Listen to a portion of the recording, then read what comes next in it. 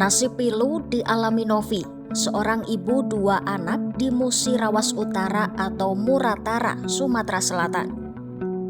Ia harus menjalani vonis hukuman penjara selama 14 bulan setelah menyiram seorang pria berinisial AD dengan air keras akibat pria tersebut sering mengintipnya saat mandi.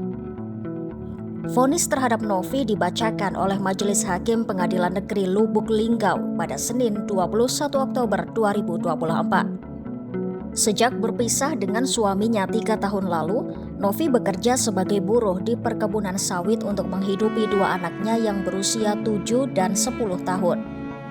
Selama waktu itu, Ade menyimpan perasaan terhadap Novi dan terus menerornya dengan cara mengintip.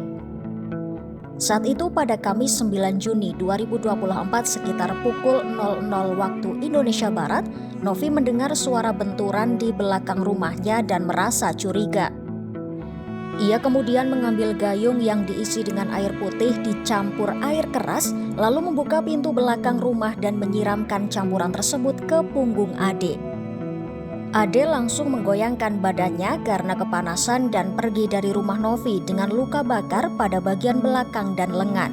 Jadi pada malam hari itu dia menyiapkan air keras, tapi air keras ini tidak murni lagi.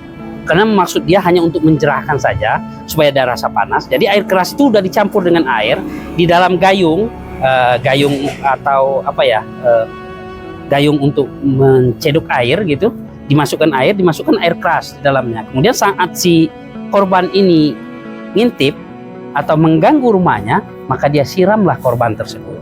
Nah, sehingga korban itu mengalami sedikit luka bakar, tapi tidak terlalu parah, cuma seperti tersiram air panas saja. Namun proses hukum tetap kita ikuti dan kita akui peristiwa itu ada terjadi gitu. Tapi bukan ada murni karena ada dendam, ada apa, tidak.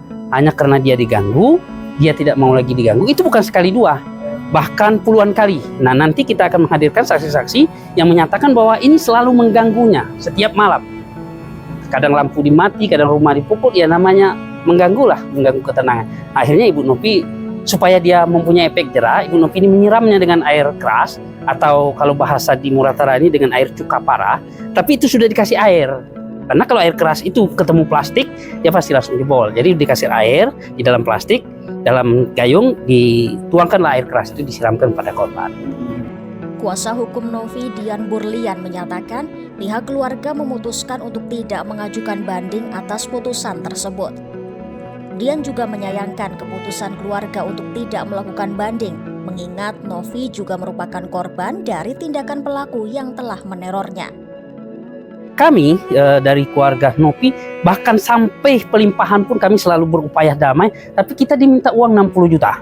Dari mana Novi ini mendapat uang 60 juta? Kemudian terakhir 15 juta, juga Novi tidak terpenuhi.